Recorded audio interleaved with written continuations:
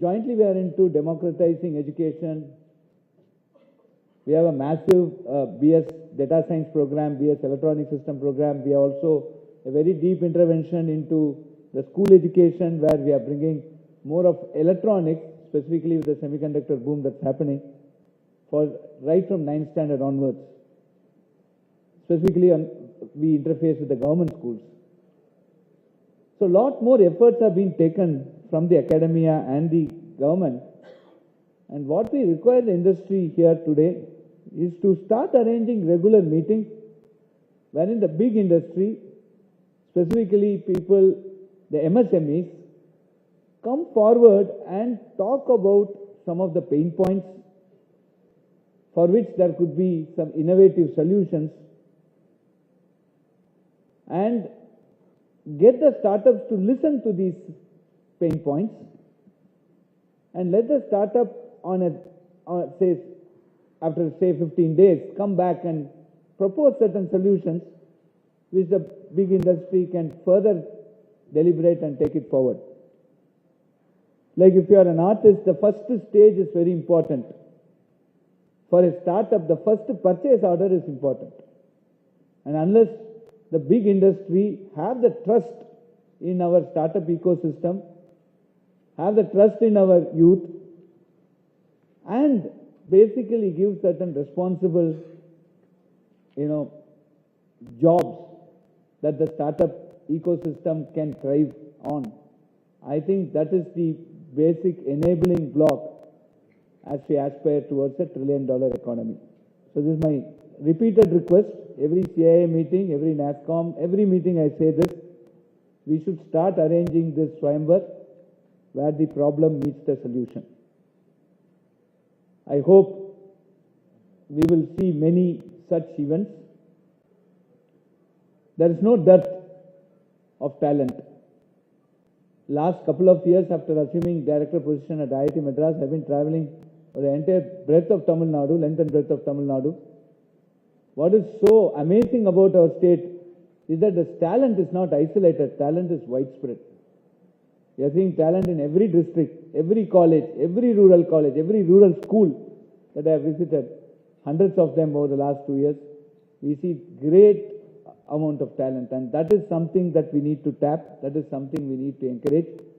And the role of industry, specifically organizations like CII, is extremely important. I hope that we will all rise up together to this situation and do the best, and very quickly, very fast, we will reach the $1 trillion dream that our government, Tamil Nadu government, has. Thank you very much for this opportunity. Thank you, Dr. Kamakoti. I think the multiple activities that IIT Madras does in terms of furthering thought leadership, intellectual advancement, and also ground impact is phenomenal. But I think the partnership that you offer and make through IIT Research Park and multiple other fora gives us the strength to work together. And I feel that the report, Tamil Nadu at 100, will certainly build a relationship for us to work together for the next 25 years. Now we are at the big moment. We want to invite Mr. Uday Chandran to release the CITN Madras, IIT Madras report for 100, the vision document. Now I request Mr. Uday Chandran to please do the honors.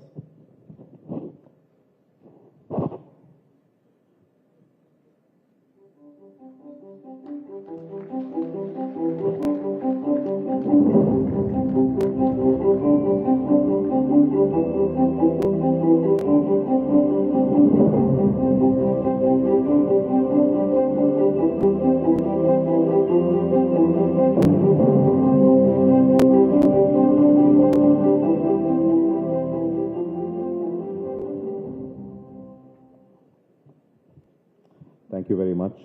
Now I take the opportunity to invite Mr. Uday Chandran to give his remarks and keynote address, please.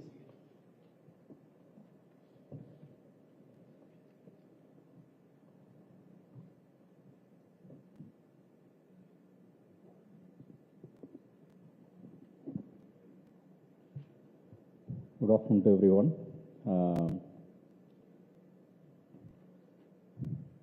It's a great opportunity timely opportunity to release the vision paper and as well as to interact with you. Of course, we are amidst a lot of challenges. At the same time, great ideas. Innovation always comes out of the necessity. So in that case, we are at the right moment to look at what all the challenges are ahead, how to overcome that. So CII always takes the first step in the policy advocacy as well as creating ideas and discourse and debate, involving all the stakeholders, including government and the academic institutions like IIT, to deliberate on issues and to reorient everyone's attention towards the path ahead. In that way, I'm thankful to Mr. Shankar and Mrs. Nandini, and as well as our beloved IIT director who is democratizing his institution. I always tell that. Most of the faces which I am familiar with are sitting here. In fact, I have been interacting with them. As Mr. Shankar rightly pointed out, when someone asked that, how do you describe your last budget in 2 words? So, without any hesitation, I said that it's an inclusive budget. So, it includes everything. It's an inclusive budget. So, we laid the path like that. We picked up, signals from multi sources and try to shape in and then bring it out in the policy document and then schemes and related things.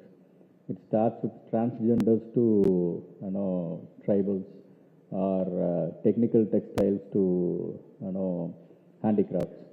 In that way, we wanted to bring in.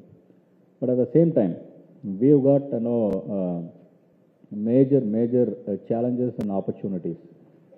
In fact, I was reading a magazine in last Sunday that the current turbulence in Europe, that is there is a war happening in a particular country, how it turns out to be it's called a war lab, how artificial intelligence started to play huge games, and how it is going to pose challenges as well as opportunities for the technology sector and as well as logistics, including IT. Huge opportunities are there in each and every field. From the state point of view, we recognize that we need to invest, we need to engage with the industry on specific areas. Of course, the sunrise sectors, everyone know. The green and renewable energy is the key, right from green hydrogen to electric vehicle to many projects, which we are at the top. In fact, we have successfully transitioned our lead position from automobile generation to the EV top player in the country. Green hydrogen, again, Thuthukudi will be going to be, I think, probably in 10 years' time, the satellite images will be looking different during the night time if it captures Thuthukudi. That is a way at which it's progressing. Probably today's newspaper, you would have noticed one major investment came to TN, and Industries Department, probably Industry Secretary is speaking the next session. Probably he will be tempted to indicate, but he will be reluctantly withhold another information about another major which is coming to TN. So investments are lining up. But at the same time, we are aware, we are very conscious that TN economy is not one sector economy. And TN economy is not only about the majors. It's about MSME, it's about wholesome economy. It's not only IT, it's not only manufacturing, it's a blend, fine blend of the economy we have got. We are able to sustain that. We are very conscious about it. To fuel that growth, we need the talent pool. That's why IIT director is here. He rightly mentioned about the microelectronics. That is a key. We are also aware of it. So, in fact, they have introduced the advanced VLSI courses and all. We are impressing upon Anna University, other universities. Probably two major educational institutional players are on the stage. We'll have to recognize that particular aspect also. Then we need to have the talent pool to nurture the semiconductor growth. So we are very aware of it.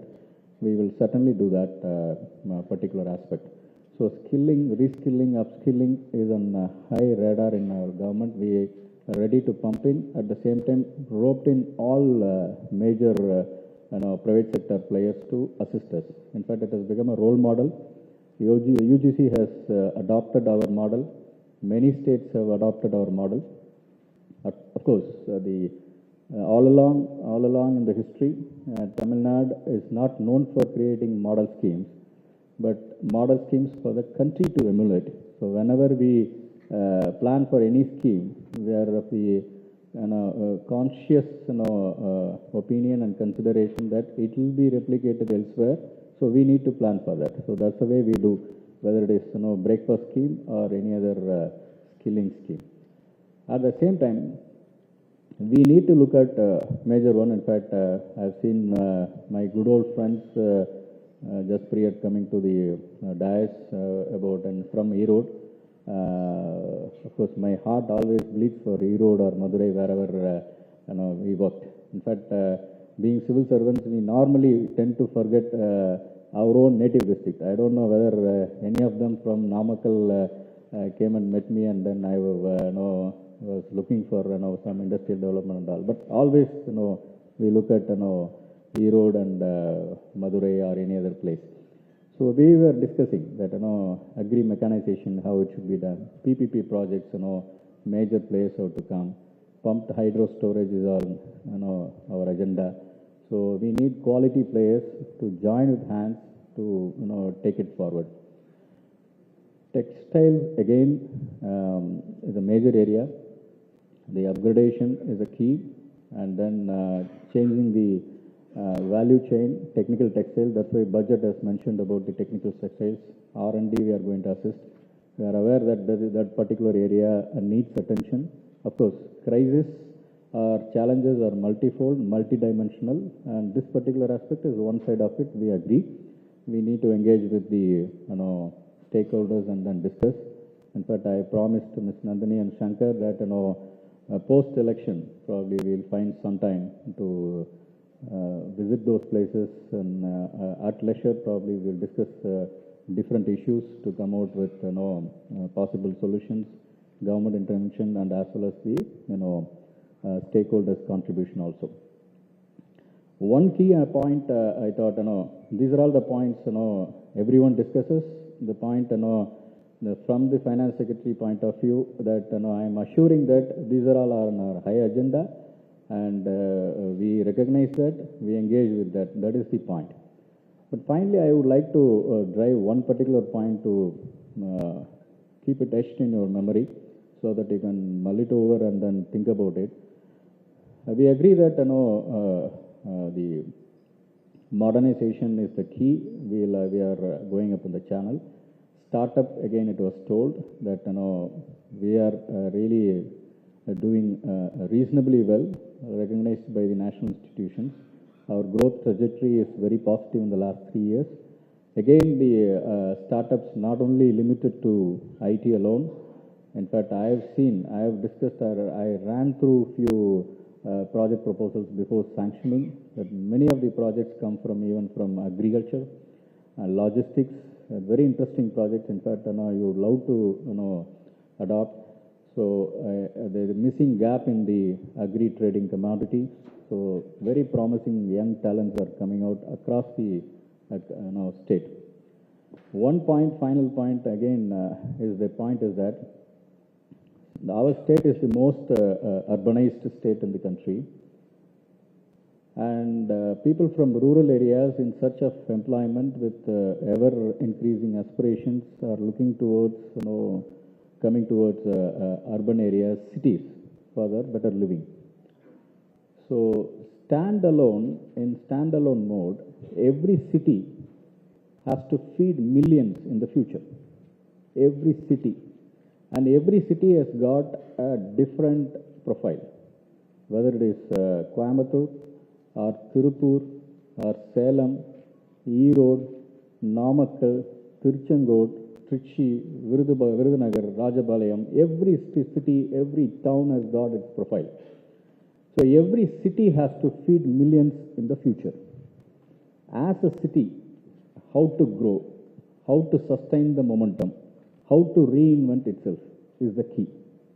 So in the western area, in fact, from revenue point of view and other things, we are looking at how Coimbatore is doing, how Erode is exceedingly doing well, how the export-linked Tirupur inextricably slightly pulling down because of the Erode problem. But at the same time, the heavy engineering cluster Trichy, whether it is growing or not, we'll have to think and we'll have to look at it. So in my opinion, the urban areas are going to be the focus points. Urban challenges are very difficult. Say, for example, rural housing. We know how to solve the puzzle. Only the time and fund. We've announced a scheme. But urban housing is a major challenge. Not only here, across India, including Dharavi, and then multiple attempts made to modernize that. So, in my opinion, every city, every town, every urban area has to reinvent itself, keep pace with the changes to feed the millions who are in aspiration with aspirations coming towards that. So every city has got its own profile. We need to move through the value chain, update ourselves, modernize, change ourselves. So collectively, we'll have to look at it from the government point of view, from the stakeholders point of view, from industry point of view. So I can simply refer to the Detroit, how it lost in the race. So every city in TN probably has to look at it. Probably I can refer one book, India's New Industrial Capitalist, written by one formal business line correspondent, Harish Damodaran. He wrote beautifully one book. In fact, 10 years back, I picked up that book in Coimbatore Airport only. It chronicles every social group in Tamil Nadu, how it progresses, in turn how it really generates employment and keep pace with the changes. In Tamil Nadu, some 4 or 5 important areas have been noted.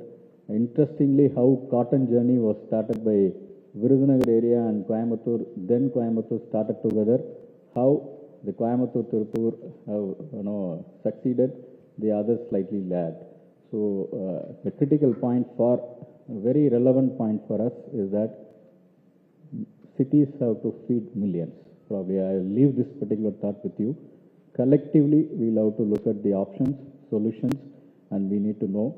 And the talent pool, the human resources is the main key for us. That is the main strength. Apart from the mineral wealth, we need to nurture that. A long coastline, again, that is the key for us. That's why many investments are coming. Many investments are going to come, whether it is in renewable energy or the export-oriented one. That is also high on our radar, and not to leave out the MSME. So these are all my scrambled thoughts. I thought that the finance secretary has to be very frugal in speech also. I have to attend a board meeting 12 o'clock, but our friends on the dais persuaded me to spend some time. So these are all my scrambled thoughts, but I am very clear about it, and we are very clear about our agenda, where are our priorities, how the future laid our path to us, and what are the challenges. And I firmly believe that only collectively we can conquer the future. Thank you.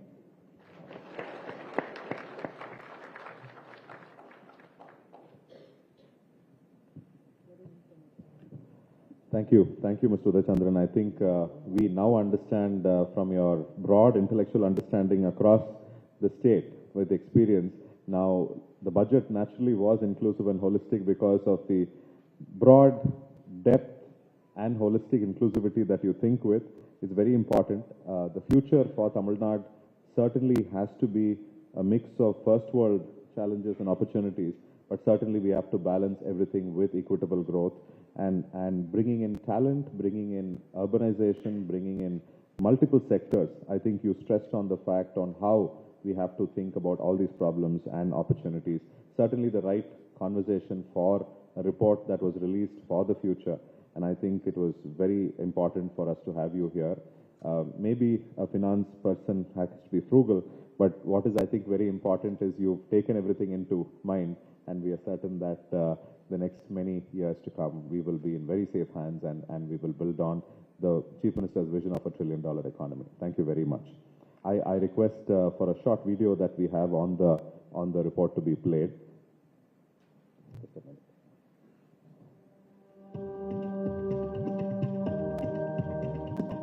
Tamil Nadu, a land whose journey dates back millennia, with ancient temples and monuments bearing witness to its glorious past. Its vibrant festivals and traditions continue to captivate hearts around the world. From its agrarian roots, Tamil Nadu has emerged as an economic powerhouse with thriving industries and bustling trade. Tamil Nadu's journey towards progress is